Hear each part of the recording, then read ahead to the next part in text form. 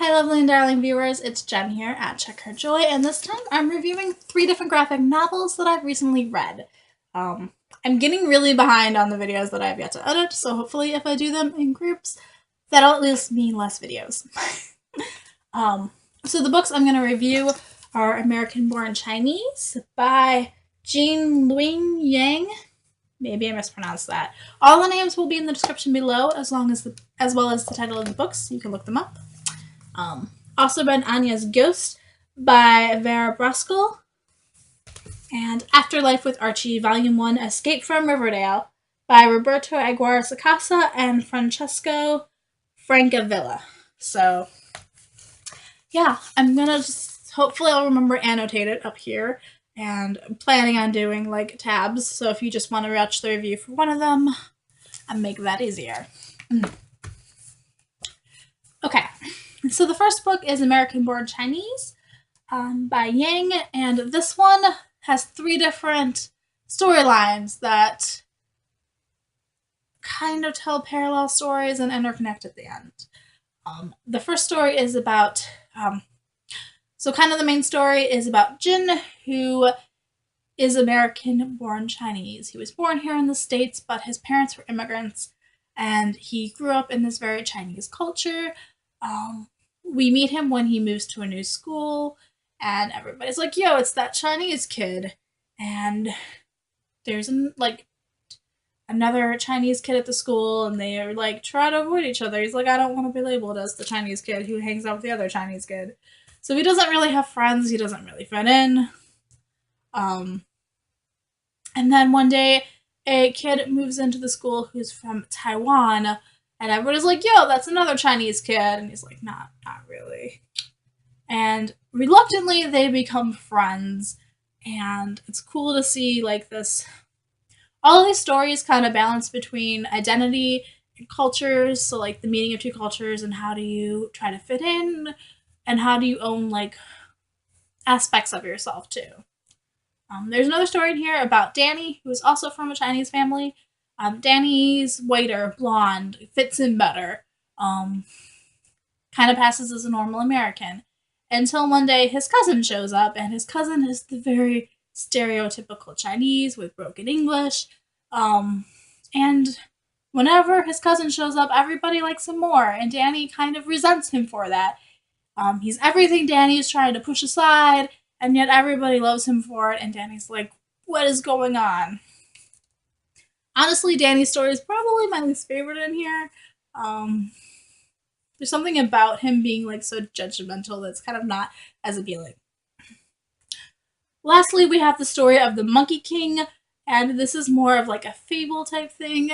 It's about this monkey god who is in charge of ruling over all the monkeys, and one day he wants to go to this party, but he gets told he can't because he's a monkey, and this sets him off on a journey to learn all these awesome kung fu traits, so that he can become more human-like and awesome, and basically he out kung fu's all the other gods and makes them like him. The Monkey King kind of reminds me of Mojo Jojo in Powerpuff Girls. I don't know if that's a good thing or a bad thing, but it definitely made this fun. Here we have the art in this book. I liked it. I'm not good at describing art, so leave the art for you guys to decide whether or not you like it. On the whole, I gave this 3 stars, largely because of the ending, that I didn't really like the way this book ended. It felt kind of cheap, without spoiling how it ends, but yeah, not my favorite. Next, I have Anya's Ghost by Vera Brosgol. This one is about a teenager, Vera, who is from Russia, and she immigrates to the States, and she also kind of has this identity thing going on with feeling different because she's from Russia, and like not being American enough. Like, she's skinny enough? Is her hair pretty enough? She doesn't really fit in at school either. Doesn't have a ton of friends, and so kind of same themes with the other one. The story really picks up when Vera goes for a walk. She's walking home from school one day, and she thinks she's walking to school one day. Whatever. One day, Vera is walking through the woods, and she falls into a well. And while she's down there, she finds the ghost of another young woman who died in the well. Yay! So optimistic. That's exactly what you want when you're stuck. Vera does get rescued, and when she leaves the well, the ghost of the girl Emily goes with her, and all of a sudden, Anya has a new best friend. And it's kind of cool to see their relationship develop, and it's definitely interesting. This whole difference between living and dead. And Emily tries so hard to be helpful and like a great friend at first. It's also cool to see the adjustments too. Like Emily's got kind of this foreign thing to her also because she's not really alive. And she's not really dead. And she died 90 years ago. So the world's changed also. This is a really cool story. It's also a little bit creepy and spooky. It's also kind of gradual, and you're like, wait, what is going on? I definitely enjoyed this book. This one gets about a 4 stars, I think. So I'm settling with this. So I forgot to show you the art for Anya's ghost. So this one's interesting. It's all like muted purples and grays and blacks, and it's not quite black and white, but it's still subtler. It adds to the spooky atmosphere. I love these drawings, and Anya especially is like so expressive. It's really fun to read. So totally go read Anya's Ghost. It is amazing.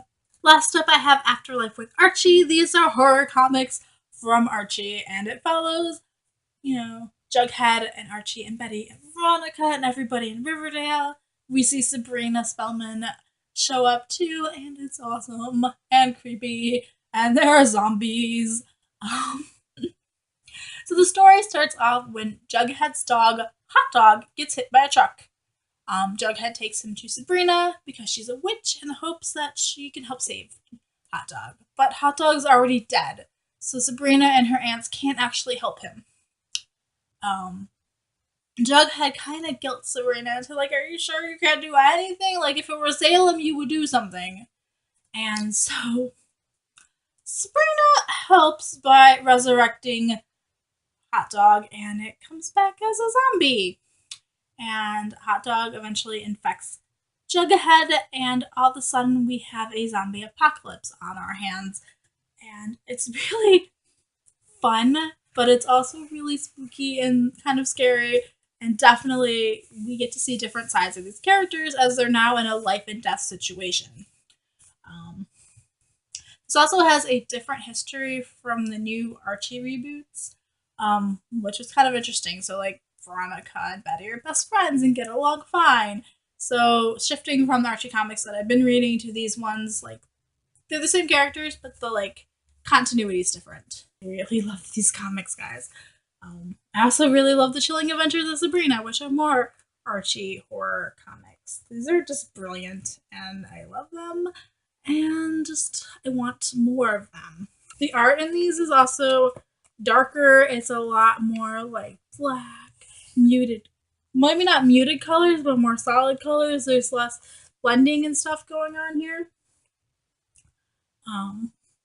Which is just such a cool dynamic going on here. I loved it terribly. So this was totally a fun ride and totally worth it, and absolutely a 5-star. Absolutely a 5-star read. I really love these comics, guys. So yeah, there are my reviews for these 3. I will post the titles and authors and everything down below if you want to check them out, which I totally encourage you to do because I loved them. Especially this one. So let me know in the comments below if you've read any of these or if you've heard about them and what you thought of it.